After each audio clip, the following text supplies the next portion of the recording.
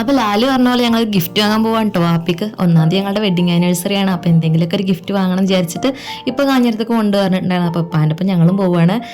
അപ്പോൾ ഞങ്ങളുടെ ആനിവേഴ്സറി എന്ന് പറയുന്നത് പരസ്പരം അങ്ങോട്ടും ഇങ്ങോട്ടും ഒക്കെ ചെറിയ ഗിഫ്റ്റ് ഒക്കെ കൊടുക്കുക, അതുപോലെ അന്നത്തെ ദിവസം എവിടെയെങ്കിലൊക്കെ ഒന്ന് പുറത്ത് പോവുക, നമ്മുടെ അടുത്തുള്ള പ്ലേസിൽ എവിടെയെങ്കിലൊക്കെ പോവുക.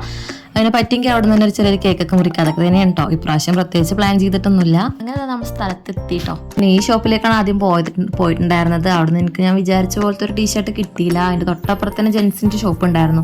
അപ്പോൾ അവിടെ നിന്ന് എനിക്ക് കിട്ടിയിട്ടോ. ഞാനൊരു ഫുൾ സ്ലീവിലുള്ള ടീഷർട്ടാണ് ഉദ്ദേശിച്ചത്. അതിനെ കിട്ടിയിട്ടുണ്ടായിരുന്നു. അതൊക്കെ എടുത്ത് അവിടെ നിന്ന് അങ്ങനെ പുറത്തിറങ്ങി. പിന്നെ അത് ഞങ്ങൾ ബേക്കറി കയറി അവിടെ നിന്ന് ജ്യൂസും കാര്യങ്ങളൊക്കെ കുടിച്ചിട്ട് നേരെ അവിടെ നിന്ന് ഇറങ്ങി നേരെ പിന്നെ വീട്ടിലേക്കാണ് കേട്ടോ പോയത്.